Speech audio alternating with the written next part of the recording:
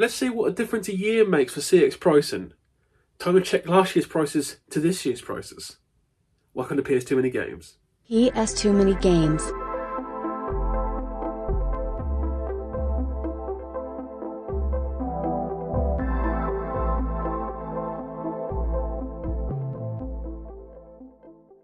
Hello guys, it PS Too Many Games, the channel that has opinions. This opinion, I don't really care about the European Championships of football.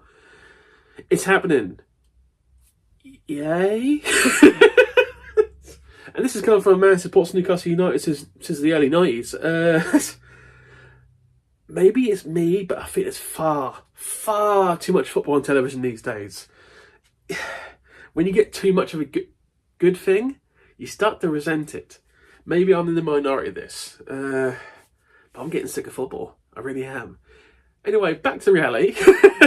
Football is officially going on forever. It will never be finally decided who has won the football.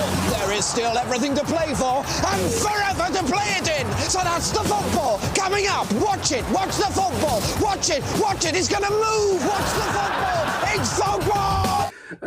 This week's episode, we're going to be a very unique one this week.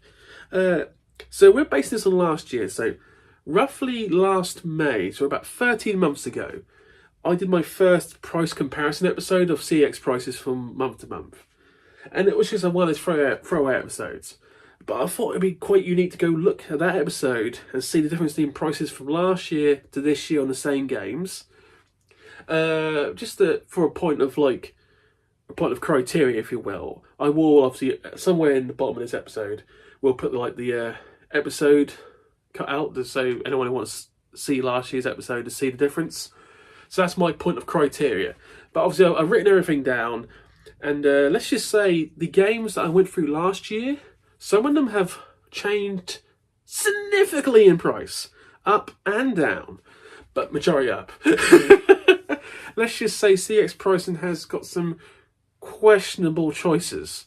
Now by questionable, tad insulting. Yes, I know, that's insulting, but it's also the truth. So before we go any further, let's just look at last week's episodes. Corby proved to be mostly popular, like 98% popular. I did get one comment from a new watcher questioning what I found so hard about dealing with cows. Some people don't respect cows. They think cows are stupid. Yes, you have to obviously feed cows. Cows feed themselves, but don't try and push a cow around, because cows will push you around and they will hurt you. Cows are dangerous. They're very dangerous creatures. People don't realise how big cows are until you get close to them, and then realise they're all muscle. So yeah, respect cows, people. This guy thought cows were pushovers. They're not. They're not. Regarding the Kettering episode, that proved to be actually just as popular as the Corby one. I thought it would be less popular, but apparently not just as popular, so I'm very happy with that one. For that episode, between Corby and Kettering, the channel once again got monetized after a month battle with YouTube. Once again, we don't make any money on this channel, maybe pence per day, so nothing that's going to break the bank. But on the Kettering episode, the first episode after getting monetized, we got copyright striked. And ironically, on a Simpsons clip, that is the first time we've had a copyright on a Simpsons clip. Oh, you better believe that's a pattern. For the last 16 months, no issues with any Simpsons clip. But apparently that one, no. So, after a sizzling 43-second conversation with Dave, we said, fuck it! And we said, we're not changing anything. So that episode got copyright striked. So after the month battle with YouTube, the first episode we do does not get monetized. Yeah! Oh, you couldn't write it if you tried. In all seriousness, we've maybe in the whole, we've got maybe 6 copyright strikes in the whole of this channel. We've done like 156 vids on this channel, and only 6 of them have been copyright striked. So it happens rarely, and when they do get the copyright strike, we change things. But for that episode, we were like, no, just leave it. Just leave it. It's just too funny. So Next CX episode will be Wellingborough, and that proved to be interesting. We'll go with that one. But this episode is all about, once again, price fluctuation. First time I've done this since the CX Rarities came out. Because CX Rarities really ruined that whole kind of like monthly episode thing, because CX don't change their prices that often. But I thought let's do a year-on-year comparison, see how much price increases / decreases CX have done since last year. So we're going on May 2023. And obviously we're in the middle of June right now, but this was the closest I could get. And we're going to use games I actually owned, and we documented it in the episode last year. But before we do that, we're just going to throw a quick commercial in here. For full disclosure, I edited the Corby episode, and Dave edited the Kettering episode. You can tell the difference. For some reason in the Corby episode, I put a Guess That Pokemon for the advert, because I was like, screw it, because I found it kind of money. I might do that every time, but in between the Who's That Pokemon, I might actually just like put an actual commercial in. Yeah, so we'll see if Dave bothers to do that, or we just go to a random commercial. We'll see. Anyway, I'll see you on the other side.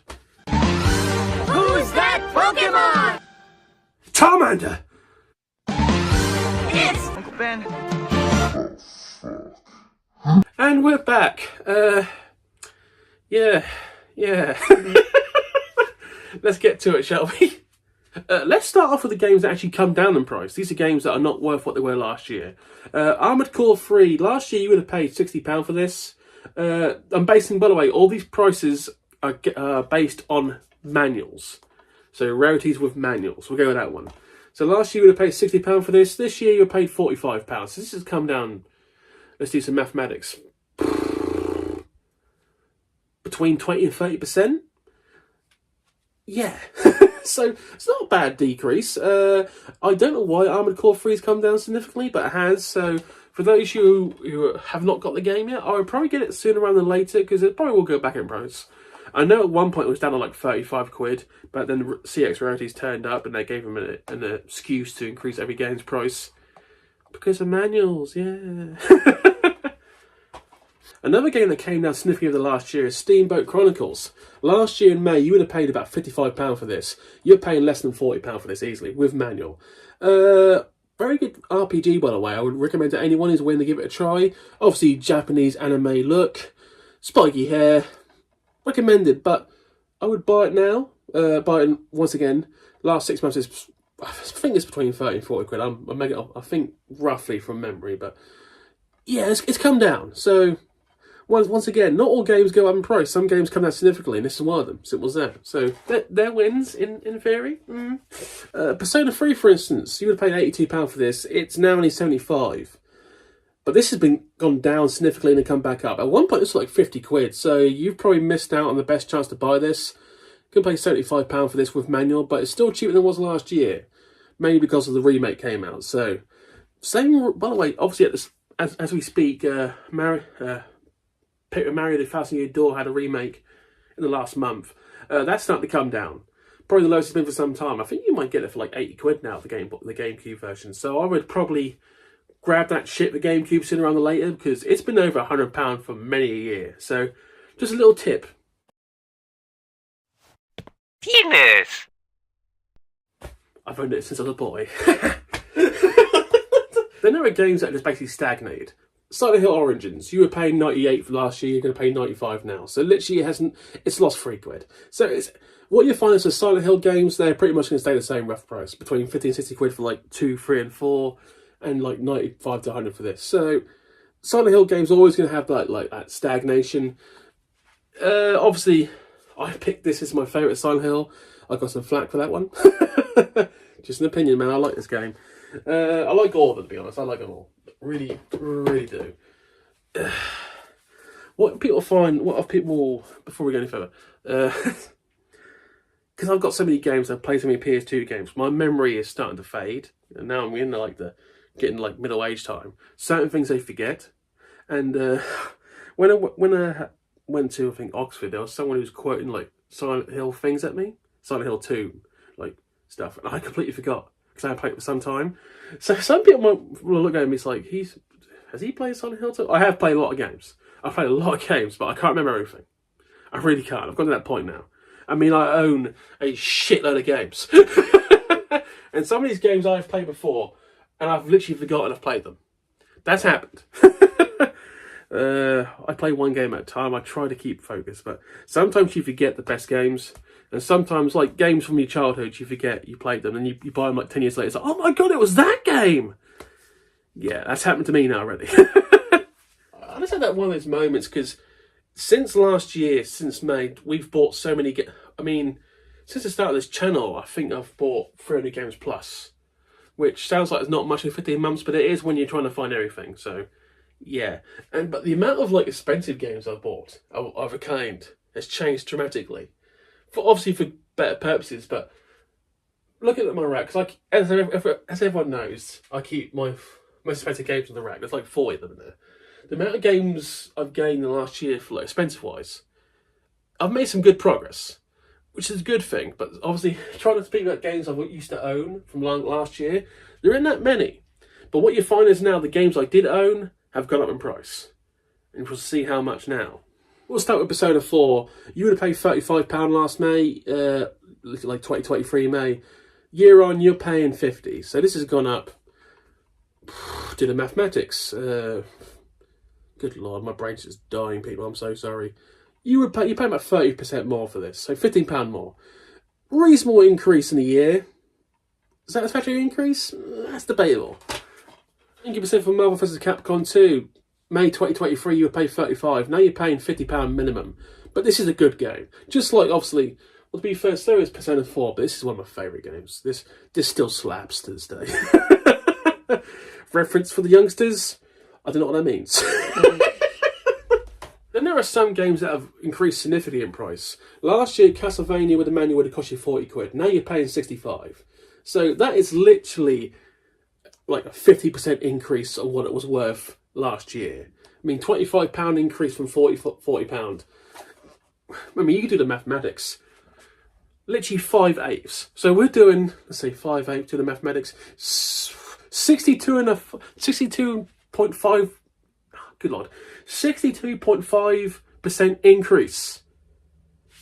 Yeah. David, my math is terrible. Please correct me below, but I think I'm correct. If I'm wrong, I apologise. I don't fucking know. And there's some like mild increases again. Dragon Ball Z Budokai Tenkaichi 3. Say that fast. Say that fast a lot. Would have cost £60 last year, now 68. So a mild increase. That's fair. That's a fair increase. I'm not going to complain about that. Also, amazing game. Anyone who plays it, buy it. Still need the collector's edition though. To be fair, the collector's edition isn't that much more expensive than this. But I still need it. Soul Nomad would have paid £60 last year, paying £70 this year. Once again, fair price increase. I can't complain about that. Once again, good RPG. Recommended. Manhunt 2. When I bought this, I paid £55. In May 2023, it was £60. Now you're going to pay £80 for this. So that's a 25% increase from what it was last year. Simple mathematics on that one. Is it worth 80 quid? I don't think so. I must be honest. I mean, I've always stated I'm not a massive fan of Manhunt 2. Yeah, 80 quid strong. No. Thank God I bought it last year. That's all I'm saying. Then obviously there's other games like Metal Slug Anthology's gone up like a tenner every year, so it's not that bad. The next, we'll finish off the last three games. Hack 3 Outbreak. All 4 hack games, very good. You've got to get into it to really get involved, but there you go. That sounded so wrong. Basically, unless you get really involved in hack, you're not going to enjoy it. I'll put it that way. So this was 55 last year, this is 75 this year, so that's a £20 increase. Not horrific. Not horrific. So the next two games, the last two games you will, have seen what I would describe as massive increases in price. So last year, my most expensive game I owned in May 2023 was Kingsfield 4. Still got the price I paid, £100. I bought it from Last Level Games. And last year it was worth about 100. It was worth £105 at CEX, May 2023. As of June 2024, with manual, 160 quid. This has gone up between 55 and 60% in a year. That's a steep increase, regardless of how rare a game is. 60 quid? I would love to know the justification for why, because, oh, by the way, without the manual, 100 quid. So according to CEX, that manual is worth £60 alone. Just take that in. just take that in. But by far the biggest percentage of increase has come for Hack 4 Part 4 Quarantine. So of May 2023, at CEX, you would have paid £55 for this. As of today, mid-June, with manual, you would pay £110. This has increased in price 200%. It has doubled in price. The fuck? I would love to know the reason why this has doubled in price from 55 to 110.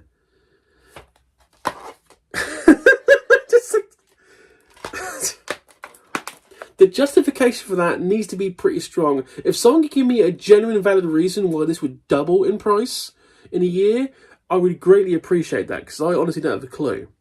When I was doing the research for this episode, I legit was stunned when I found out the price of this now at CEX. 110 with the manual.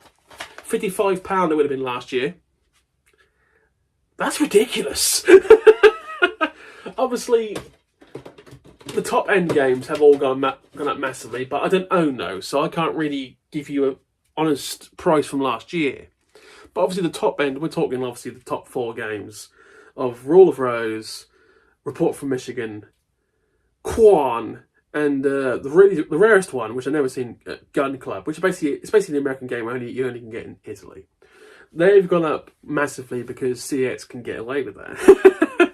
But when I found out Hack 4 has doubled in price, I was genuinely stunned. And not so much insulted, but just shocked. But on reflection, the majority of the games have seen maybe 10 to 20% increase in price. And there are some games, as you saw at the start, have gone down in price. So, but like 75% of the games have gone up. It's just a fact. And well, I'm now getting to the point, not so much I'm struggling financially, that's not true. I'm getting to the point where financially this is becoming a lot harder. Like, it's costing significantly more to do this. Will I stop? No, I won't stop. I'm not stopping for nothing. Unless I literally like, I've got no income. Then I might stop. Or I might resort to stealing, but I doubt that's going to happen. Yeah, so if anyone remembers in January, one of my goals this year was to buy one of the top 3. And probably if it's going to be one, it's going to be Rule of Rose, because that seems to be the most like available. There seems to be multiple copies. Like there's 2 copies of that in Sunderland CEX, which is really, really random, but okay. But obviously Rule of Rose, there always comes that problem because CEX staff aren't like highly trained and fake copies are abundant. So that's going to be hard to spot. Because I've seen fake copies of games before on CEX. I've seen a couple of fake copies of Castlevania 4, the SNES version. I've seen it because the box was just so fake it was unreal. So I can roughly spot a fake for real. But you got to know what you're doing. But yeah, that scares me. What really scares me these days is buying expensive games that are just straight up fake. That's the scariest part of being a collector. But anyway, this has been fun for me personally, because before I did the research, I didn't realise how much fluctuation certain games I've seen. But obviously this is PS2. I imagine all reasonably retro genres have seen massive increases in the last year. Especially the retro ones that CEX have imposed on us. Anyway, that's pretty much it for this week. This episode even. Thank you. Please comment, like and subscribe. It is appreciated. Next episode will probably be Wellingborough CEX. We shall see what I got there. Anyway, thank you for watching, guys. Have a good day. Bye.